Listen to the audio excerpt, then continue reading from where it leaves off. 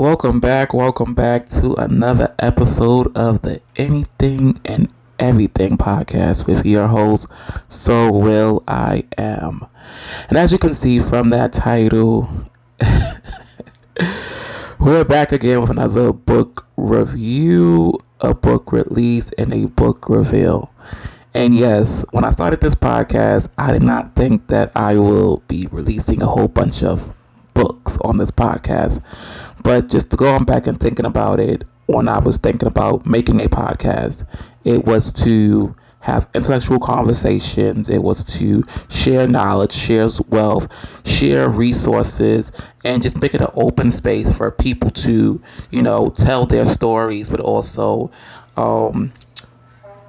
share their experience and opinions about different topics and things that's going on. So if I can share my big platform, yes, we speak it into existence, my big platform with people to share their books, their podcasts, their videos, their content, whatever they may do, why not do it, right? There's enough room at the table for all of us to eat. Our niches are different, and I'm a people's person, so I'm not really here to gatekeep or block someone from, being great, right? Because we all being great. And when you celebrate someone else's accomplishment or elevation, just know that yours is coming immediately right after that, right? When you're a hater, you're going to stay low. When you are a celebrator, you're going to go high. When it happened, we do not know, but eventually it will happen, right? So this next book that I'm going to release is called The Child of the Ghetto. And the way I received this book is, as you all know, from my previous book release, I was with my colleague and friend and family now, right? Patricia Williams. She had did her book event, and after we left her book event, we was about to go home. Another friend of mine said, "Hey, I'm going to this poetry jam / one woman show that's by your house. Like, do you want to come with me?" I said, "Well, you know what? I don't have anything planned for the rest of the night, so why not? Why not? Let's go." So we went over to the event, and the author and poet was there doing a woman show, sharing some of her poetry, doing it in monologue form, creating an experience, putting on a show. And once, we was about to leave and the event was over, she was selling her book. Right. I said, "You know what? That poetry, it was like hitting, like it felt real. It felt like, liberating, right? It felt like, it gave you the power to want to tell your story, right? Because I'll go into it a little further when I'm reading the description and the foreword and everything, you'll see kind of why I say that."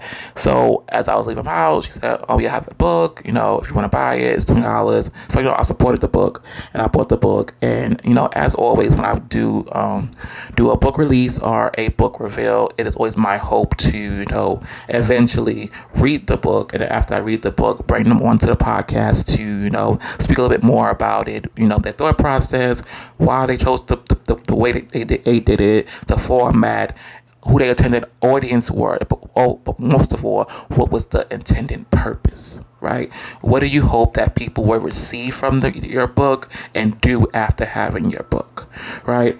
So, as always, I'm going to, give y'all a little rundown. I'm going to read the back of the book, the front of the book, and everything. It's, like I said, it's a book of poetry.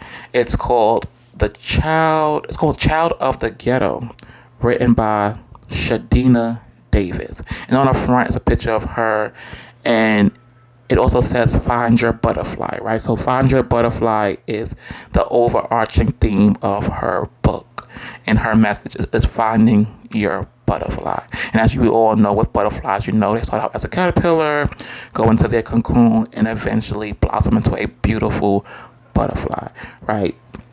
So on the back of the book, it says "Child of the Ghetto" by Shadenia Davis.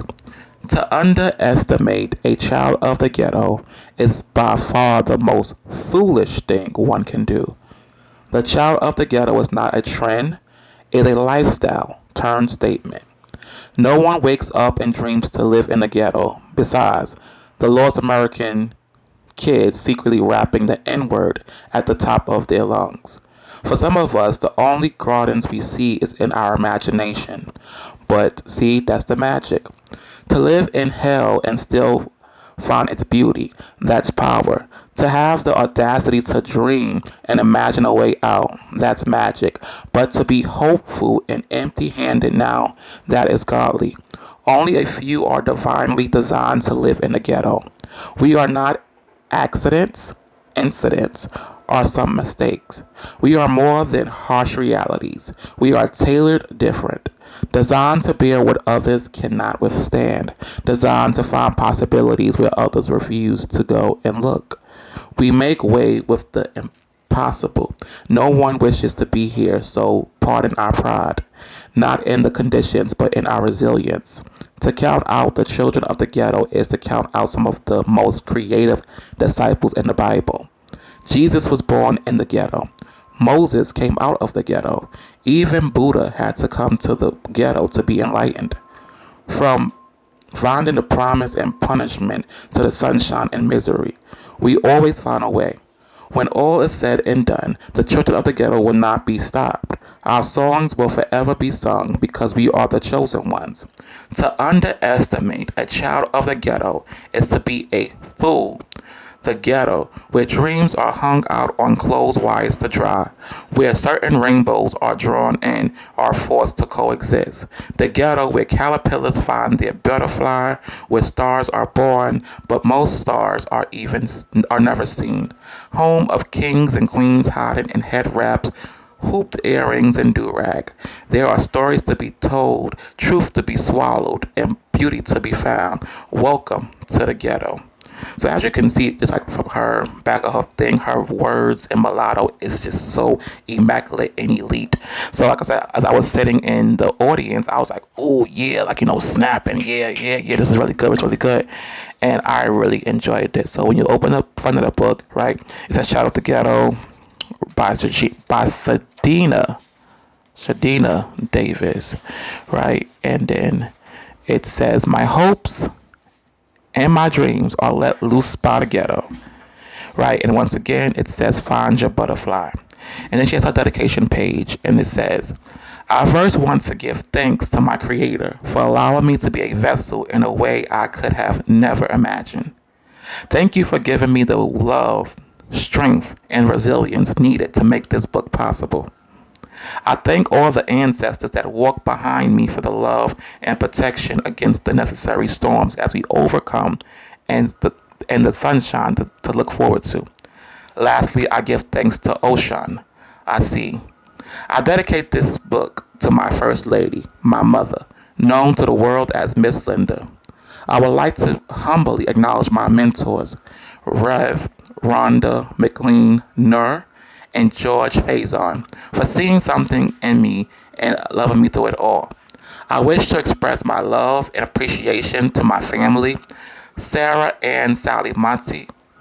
Never mind, just Sarah Davis, Richard Davis, Julius Cook, Akeem Campbell, Shamika Davis, Jonathan Davis, Avina Heem, Shaquella Davis, Shadenia Davis, Sean Davis, Deshaun Davis, Jada Davis, Jeffrey Davis, Miles Davis, Emrick Davis, Julia Davis, Tyler Davis, Elijah Davis, and Mason. I love you all deeply. Honor and extend my heartfelt gratitude to Erica Azul, Nia Gilmore, Kiara Torregresi, Glenn Clinton, photographer Emmanuel Phillips, and all the friends, family, and mentors who have loved and supported me throughout the years. I would like to pay special tribute to my favorite poets, Maya Angelou, Amika Tobin, Nina Simone, Daniel Carton, and James Baldwin. You all have had such a powerful influence on my life and artistry, and I thank you and admire you all so very much. I dedicate this book to all the children of the ghetto who have had to find heaven in hell. To the voices told they were too ghetto for a occupation. For those who haven't heard I love you enough in this lifetime. To the lives lost on phone wires. To the fast ass girls trying to find their place in the world. To the kings nicknamed hoodlums. This is for us. Disclaimer. This was not written to be a perfect book, nor is it just a poetry book. It took 30 years to write this book, and I experienced poetry that has come to me and then poetry that has come through me. I ask that you not take my poetry personal, yet make it personal. Thank you for picking up my book and allowing my words to spend time with your imagination. My hope is that one of these poems will bring you closer to your own greatness and resilience. Know that there is no dream too big for you to have. Just think about it. You are reading the work of a self-published child of the ghetto. So, what's up? Child of the ghetto, butterfly. One day, she stopped eating, hung herself upside down, and danced into a silky cocoon, dipped in glitter and honey. Only her God knows what's to come. Yeah, right? So that's all I can give you all without, actually reciting any of her poetry because, I'm not a plagiarizer and I'm not the author of this book. So I don't feel compelled to, share any of her actual poetry on this podcast. But like I said, when she does come onto the podcast, if there's a particular poem that she feel inclined to share, I will let her do so. But what I also love about the book is that at the end of the book, like once you finish reading all her poetry, she says, thank you, right? She says, thank you. It's a page that says thank you. And that's the only thing on the page is thank you. And then the following page, it says, find your butterfly, right? And it says, here are a few blank pages for you to get some poetry off your chest, right? And she will give you a bunch of pages to write, right?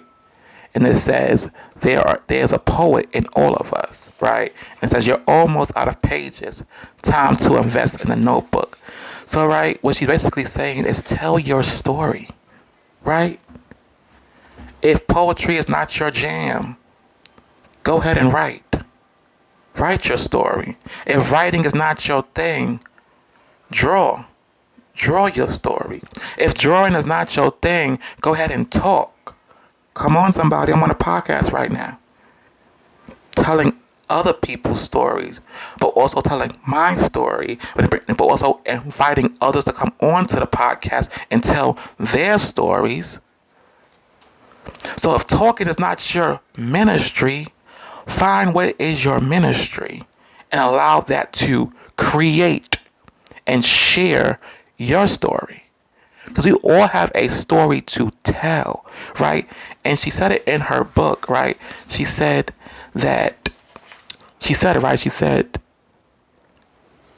I have experienced poetry that has come to me. Then I have experienced poetry that has come through me. So what she's saying in that aspect is that we all have a lived experience, right? Some that we experienced firsthand and some that we may have experienced by bystander. But at the end of the day, we experienced it, right? And when we don't let people know of our experience or of our story, there's somebody out there who thinks they're alone, right? And in her poetry, she speaks about a lot of things, right? A lot of things that can be relatable, right? This is not a children's book, so to speak, but maybe it is. I don't know. It's all up to you and your parenting style and what you want to expose your children to. And truthfully told, I was always told by a colleague is that if they are old enough to experience it, they are old enough to learn about it, right? So she speaks about molestation, rape, prejudice, discrimination, hardship, abuse, manipulation, right? She speaks about all of this in her poetry. And I love the title of Child of the Ghetto, right? And she gave a couple of examples, right? She said Jesus came out of the ghetto. What she did, right? He came out of Nazareth. And if those who are in the spiritual realm or in the Bible, it says Jesus came out of Nazareth. What good thing can come out of Nazareth, right? The ghetto, the hood, the slums. What can come out of there? But our Savior came out of there, right? She said Moses also was in the ghetto. He was in the wilderness with the children of Israel, and he sustained and persevered and got out, right? Then she said that Buddha went to the ghetto to find enlightenment.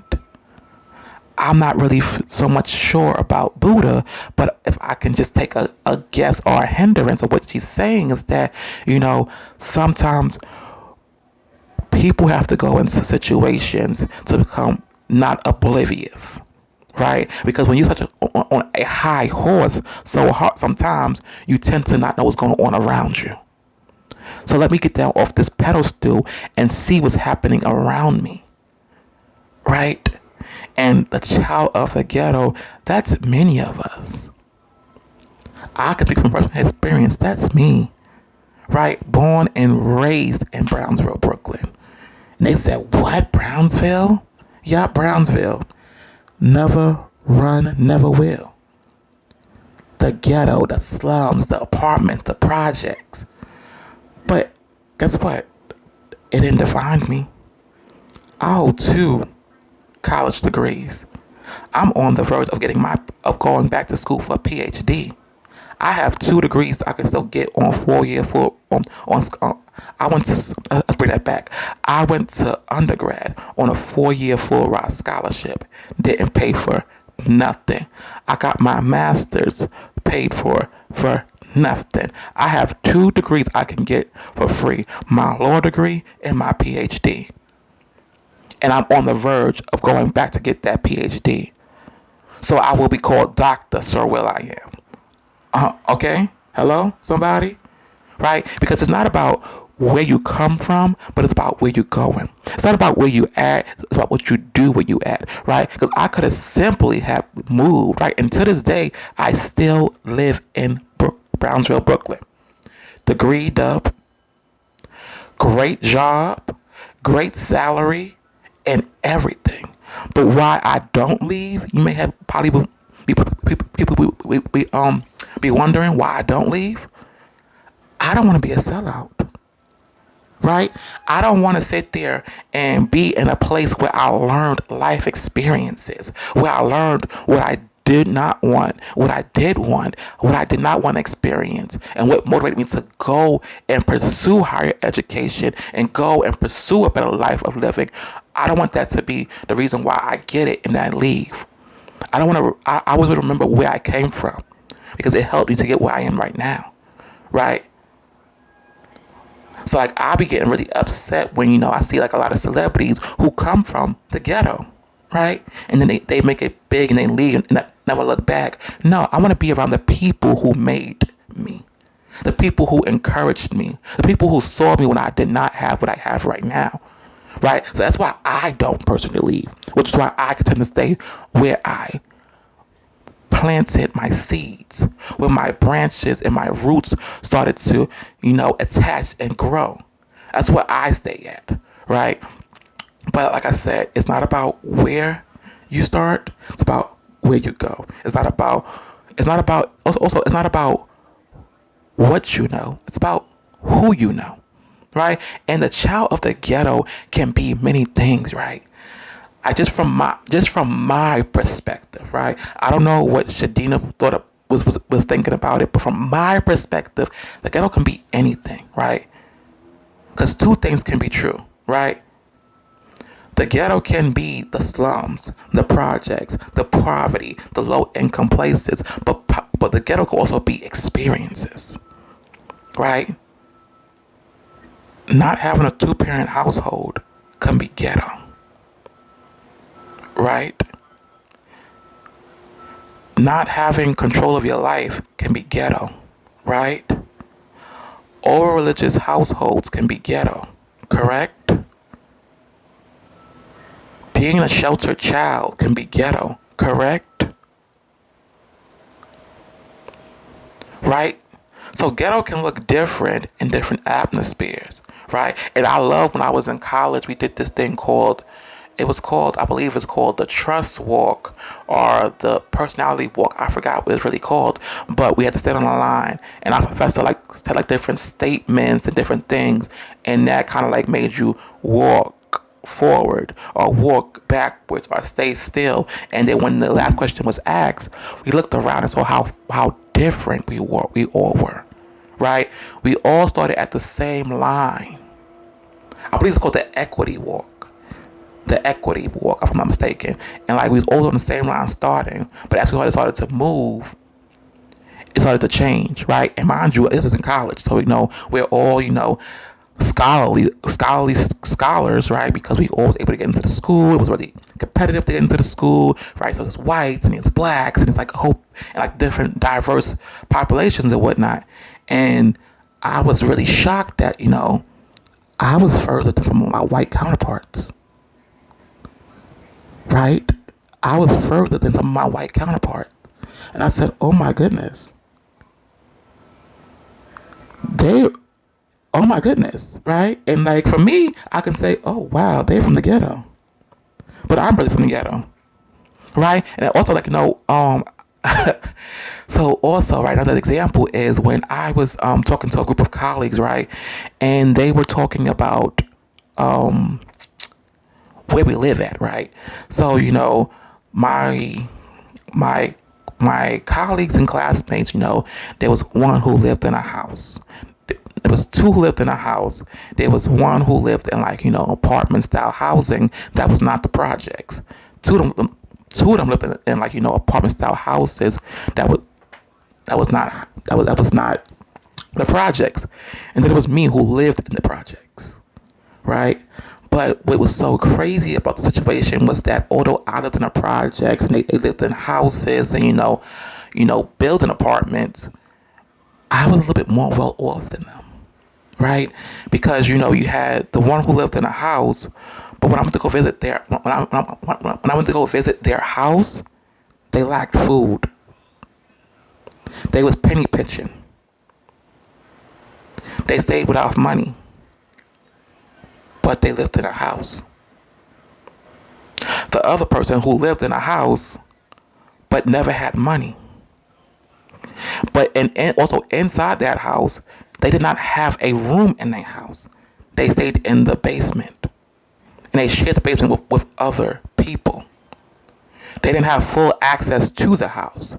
They could not sit there and eat in the dining room or in the kitchen. They had to stay in one part of the house.